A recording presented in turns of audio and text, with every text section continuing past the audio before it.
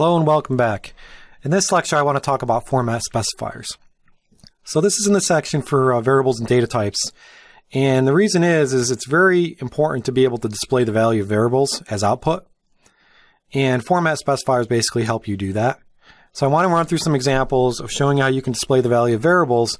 And we're going to use format specifiers to specify the type of data that we want to display. So format specifiers are used when displaying variables as output. You can also use them for converting data, but we're just going to talk about using that as output for now. They specify the type of the data of the variable that you want to display. So for example, if you declare an integer named sum and it's equal to 89 and you want to display that variable sum, what you would do is you would use the printf function, and it looks kind of weird, right? The thing that you should really notice in this printf is there's a % symbol there. And the way that you know, the way that you're going to be able to identify a format specifier is through that % symbol. So format specifiers are exactly what the name implies, in that they specify the format of data and how the format should be, basically how something should be formatted or displayed. So in this example, printf is a function that we've been using to display output. We know how to do this because we had a couple, many different examples and a challenge. Printf is a function, right? A function, again, we haven't talked about functions in detail, but a general concept of a function just means that it's a group of code. It's a way of organizing things, like an algorithm could be inside of a function. Function has specific syntax in C, in that you see parentheses with it. So we know the main function is the way that you enter a program. So we're familiar with at least one function called the main. We've also been learning about printf because that's one of the functions that you use to display output to the console. So it's important to understand those two basic functions. We don't have to understand everything about functions up to this point. We just need to know that a function can be invoked or called to do something. And in this case, we're using the printf function to display output. And we're telling it what to display based on what's inside these parentheses. Right, so printf is a function. It can display the output of variables. Up to this point, if we wanted to display something using printf, we just enclosed it in double quotes and we saw text go out to the screen.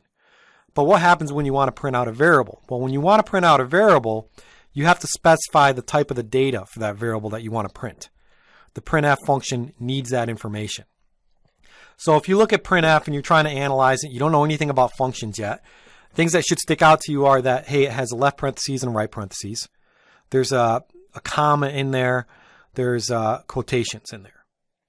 And the comma, first of all, you're going to know it's a function because of the parentheses. And inside those parentheses are what's called function arguments. It's data that you're passing to the function that can be used. And again, it's not real important that you understand all of this, but it is arguments, and the arguments are separated by comma. So the first argument for the printf function is everything inside those double quotes. The second argument would be that variable sum. And so the first argument there represents what you want to be displayed as output. Everything in the double quotes. And up to this point, we were able to display text. But that %d symbol and that \n, we know the \n is an escape sequence. So if we try to print that out, that's just going to print out a line feed. But what does the %d do? Well, the %d is basically saying when you see the % symbol, don't actually print out %. Print out what's the next argument. So %d is going to actually be interpolated or mapped to the variable sum. Okay? So along with the display of the character string, the sum is, right after displaying the sum is, %d is going to be mapped to the variable that you want to display as well. And then \n is going to be interpreted as a line feed. So this is going to display the sum is, the value of sum, and then a line feed. Now the % symbol tells you that it's a format specifier. The d is telling you that it's an integer. And depending on the type of that data, what's after the % symbol is going to change. Okay, so that's what's going on with the printf function. The % character is what's important in terms of the format specifier. It's a special character recognized by the printf function, and what immediately follows that % symbol is going to identify the type of the data that we want to print. The type of the data that we want to print is just going to be a single character, like this is D. The data that we're going to actually print is after the comma. And so you can put many, many different percent symbols in there to print many different types of data. And we'll go through some examples.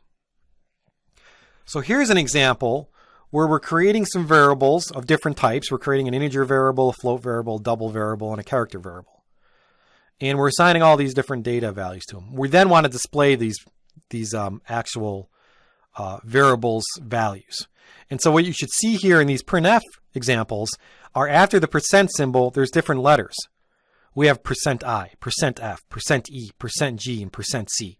Again, those letters identify data types.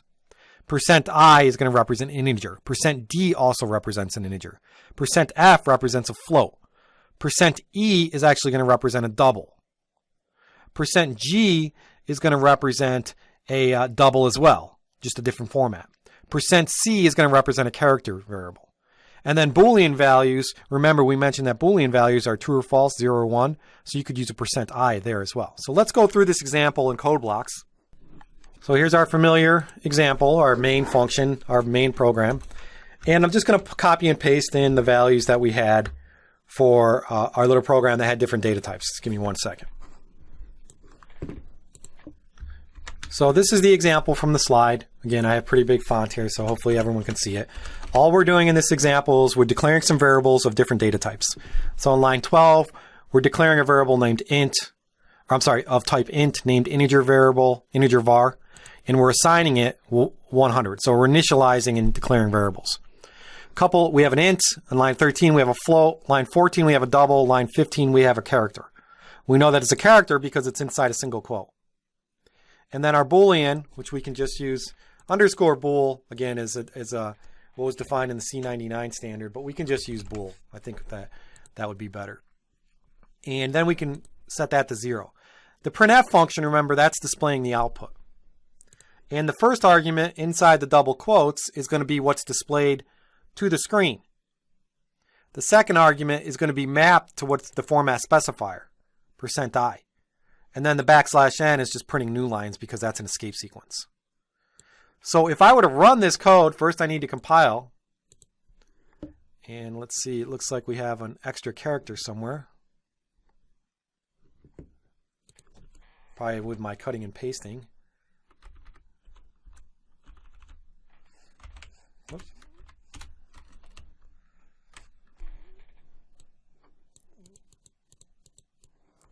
Just want to make sure I don't have anything here. This is basically, this error is saying there's an extra character somewhere I'm trying to figure out. Hidden somewhere. There we go. These spaces are creating problems with my cut and paste. And the way that we know there's no errors is because now we see it's highlighted. When you're in code blocks, one of the ways that you can identify errors is this color coding. It will tell you. So if you see things that aren't highlighted, it's usually a good indication that something weird is going on. So now we save it, we build it. We do have a unnamed type bool. So we're just going to use bool for now.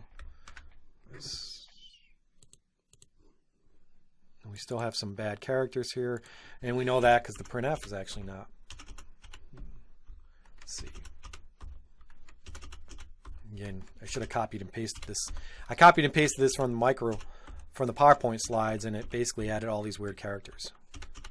So now I have to make sure they're not there. And now we have no errors. Not sure why I wasn't able to use bool. This might, because it's a C++. So bool is actually for C, not defined as an alias, I think, until the C11 standard. So let's just continue. Well, you have to use underscore bool. All right, so let's run this thing. And what we'll notice as output is it's going to be displaying the output. So you'll notice again, try to look at this both for the output,